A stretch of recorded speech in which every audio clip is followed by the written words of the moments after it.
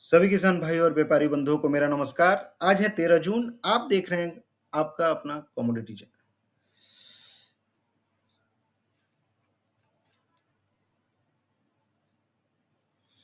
सभी किसान भाई और व्यापारी बंधुओं को मेरा नमस्कार। आज है 13 जून। आप देख रहे हैं कमोडिटी समीक्षा, आपका अपना चैनल। आज के इस वीडियो में चर्चा करने वाले हैं सोयाबीन के ऊपर, और जिस हिसाब से सोयाबीन के मार्केट में अभी काफ़ी ज़्यादा वोलेटिलिटी बनी हुई है, भाव 7,000 के ऊपर सस्टेन कर रहे हैं, और मन में एक ये भी दुविधा है कि इन 7,000 के ऊपर ये जो भाव है इस पर प्रॉफिट बुकिंग करनी चाहिए कि रुकना चाहिए, क्या करना चाहिए। काफ़ी ज़्यादा दुविधा मार्केट में बनी हुई है, क्योंकि जिस हिसाब से इंदौर मार्केट 76 के लेवल को छू के फिर से एक मुनाफा वसूली दिखाई थी। 67 तक भाव आते हुए दिखे थे सोयाबीन मार्केट के। उसके बाद से फिर से भाव धीरे धीरे चढ़ रहे हैं, और लास्ट वीक में देख रहा था 7,000 के भाव ऊपर बने हुए थे, लेकिन शुक्रवार को फिर से भाव सोयाबीन के गिरते हुए दिखाई दिए। तो अभी क्या करना चाहिए? क्या भाव सोयाबीन के 10,000 तक जाएंगे या नीचे में फिर से 6,000 तक आ जाएंगे? इसके ऊपर ये वीडियो है। इस वीडियो में चर्चा करेंगे डिफरेंट फंडामेंटल्स पे। सोइंग के नंबर अभी क्या कह रहे हैं, स्टॉक्स कितना मार्केट में बचा हुआ है, साथ साथ हम बात करेंगे आवक के ऊपर, अभी कैसी आवक आ रही है, साथ में अगर जो इंपोर्ट हुआ है कितना इंपोर्ट हुआ है, स्टॉक्स कितने, सारी चीजें हम बात करने वाले हैं। तो लास्ट तक आप जुड़े रहेंगे, कहीं जाएंगे नहीं। और बात कर लेते हैं, पहले फंडामेंटल से स्टार्ट करते हैं। जैसे कि फंडामेंटल के हिसाब से देखेंगे तो इस बार जो प्रोडक्शन बताया जा रहा था सोयाबीन का, आपको भी पता है, लगभग 90 लाख टन के आसपास, 90 से 95 लाख टन का जो प्रोडक्शन है इंडस्ट्री ने एस्टिमेट किया था। और पिछले साल के कंपेयर में ये प्रोडक्शन कहीं ना कहीं 20% तक कम था। तो प्रोडक्शन लगातार कम में होते हुए दिखाई देगा। उसका असर ये हुआ कि इस साल क्रशिंग कम हुई, और जो सोयाबीन के भाव थे वो लगातार बढ़ते चले गए। जिस हिसाब से बारिश को लेके काफ़ी ज़्यादा दिक्कतों का सामना करना पड़ा था, कहीं पे काफ़ी ज़्यादा बारिश हुई थी, कहीं पे डिफिसिट बारिश हुई थी, उसके चलते क्वालिटी भी खराब हुई, प्रोडक्शन भी कम हुआ। और 2025-26 में जो सोयाबीन का प्रोडक्शन था, 90 लाख टन के आसपास फिसलते हुए दिखाई दिया था। अब उसका असर ये देखने के लिए मिल रहा है, जो क्रशिंग कम है और जो मील का एक्सपोर्ट है वो लगातार कम होते हुए दिखा है, और मील के भाव भागते हुए दिखे हैं। सिर्फ सोयाबीन ही नहीं, सोया मील का भाव भी भागते हुए दिखा है। और जो सोया मील के जो भाव हैं, अगर आप देखेंगे, कहीं ना कहीं जो स्प्रेड जनरली रहता है अर्जेंटीना के साथ में, अगर अंतर देखेंगे तो 100 से 150 डॉलर का रहता है। वो अंतर अभी आपको $300 के आसपास पहुंच चुका है। तो इस $300 का स्प्रेड होने का मतलब ये है कि इंडिया का जो सोया मील है अर्जेंटीना के कंपेयर में लगभग $300 महंगा है, और इसका असर आपको सोया मील के भाव पे, डिमांड पे पड़ते हुए दिख रहा है। जो डिमांड है, ग्लोबल डिमांड है, वो कम होते हुए दिखाई दी है।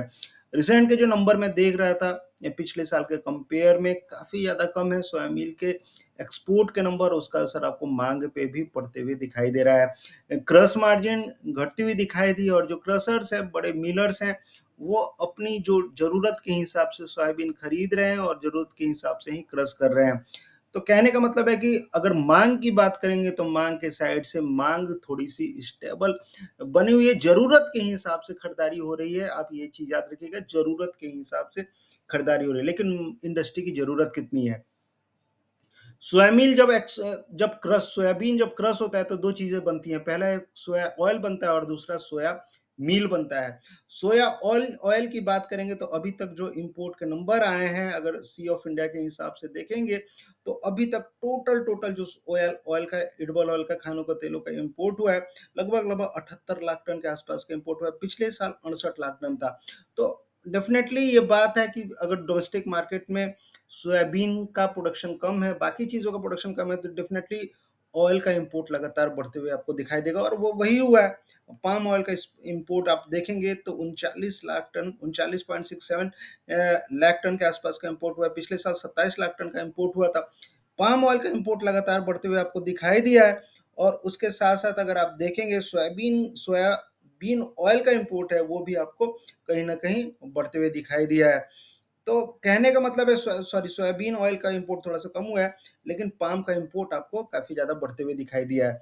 तो कहने का मतलब है कि ऑयल के हिसाब से हमने अपनी जो ज़रूरत है वो पूर्ति पूरी करते हुए दिखे हैं हम। लेकिन वही अगर आप मील का एक्सपोर्ट देखेंगे तो मील का एक्सपोर्ट कहीं ना कहीं आपको पिछड़ते हुए दिखा है। इसका कारण क्या है?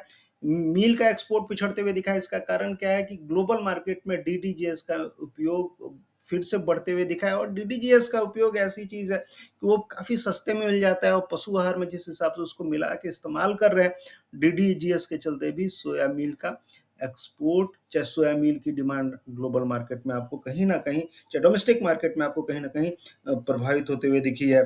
तो अभी जो सिनेरियो बन रहा है उसके हिसाब से सोयाबीन जब हुआ था उस समय गवर्नमेंट भी खरीदारी करती है और गवर्नमेंट ने भी खरीदारी की है और नाफेड ने लगभग लगभग 7 लाख टन का प्रोक्योरमेंट किया था, उसमें से 5 लाख टन गवर्नमेंट ने बेच दिया है।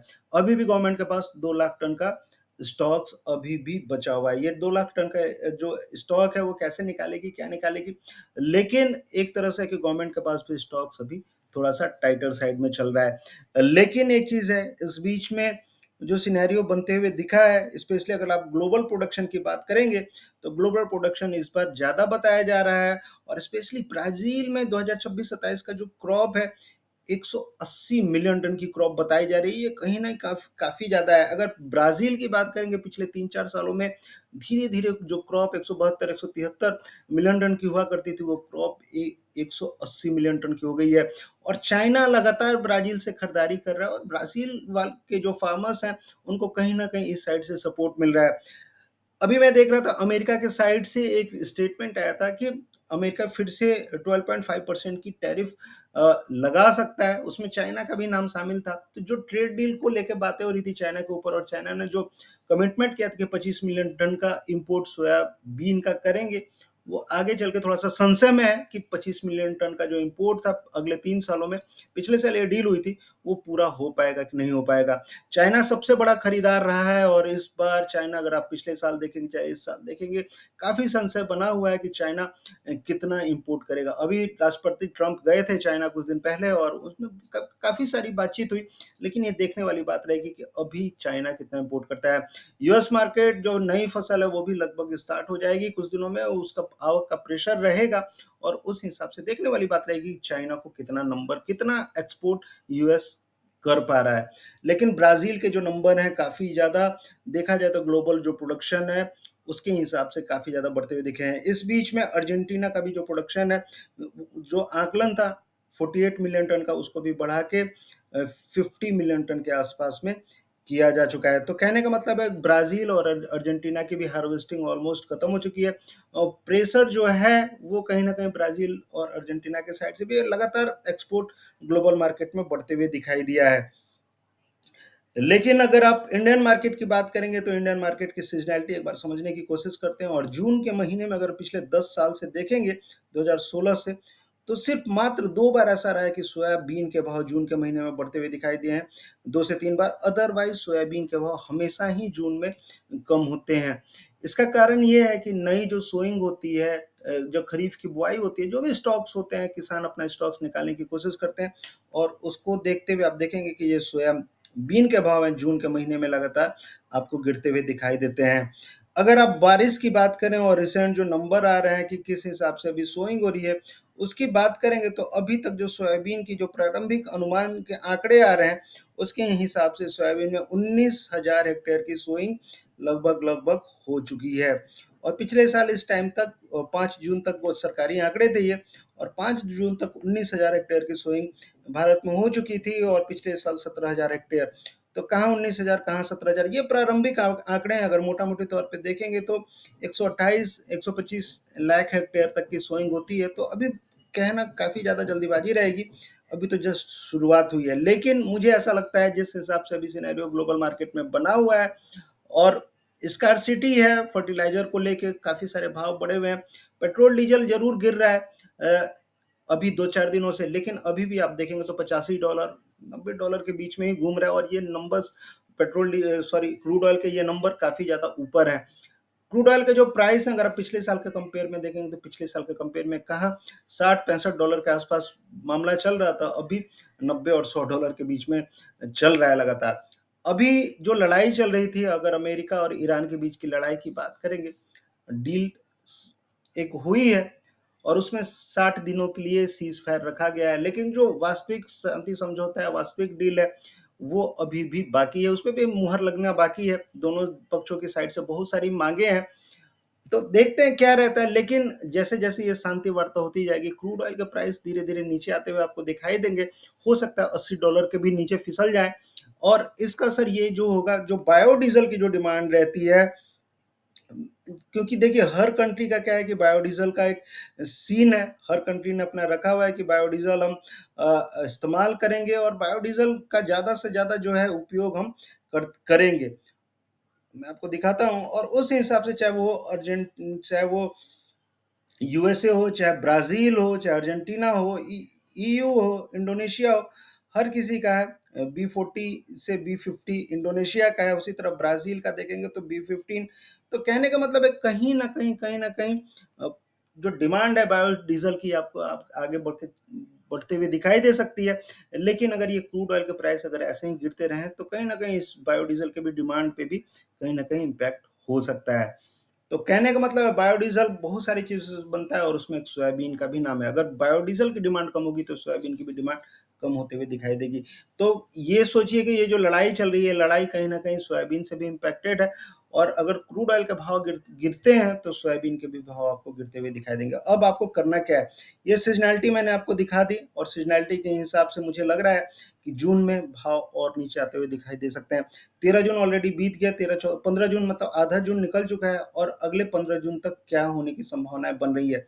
चार्ट के हिसाब से मैं देख रहा था और चार्ट के हिसाब से अगर आप देखेंगे मार्केट काफ़ी ज़्यादा ओवर बॉट रीजन में है और इस हिसाब से मुझे लगता है कि और ऊपर में भी देखेंगे एक जिस हिसाब से एक वीकली डोजी कैंडल बना था और उसके बाद एक बड़ा सा रेड कैंडल बनाया तो ये कहीं ना कहीं इंडिकेट करता है डोजी के बाद एक बड़ा सा रेड कैंडल इंडिकेट करना यानी सेलिंग प्रेशर मार्केट में बढ़ते हुए आपको दिखाई दे सकता है। नीचे में जो संभावनाएं बन रही हैं वो मुझे लगता है 6400 तक की बनती हुई दिख रही है और मार्केट जो भी उछाल मिल रहा है अगर सोयाबीन आप रखे हुए हैं थोड़ा सा एक बार प्रॉफिट बुक आपको करके चलना चाहिए। 6400 के बाद हो सकता है मार्केट फिर से बढ़ते हुए दिखाई दे क्योंकि मैंने सारे फंडामेंटल आपको बताया सप्लाई इस बार काफी ज्यादा टाइट है। अपने प्रधानमंत्री मोदी अल नीनो को लेकर भी चिंता जता चुके हैं। सोइंग आगे चल के इम्पैक्टेड रह सकती है क्योंकि सोयाबीन का काफी ज्यादा एरिया बारिश पे ही डिपेंडेंट है।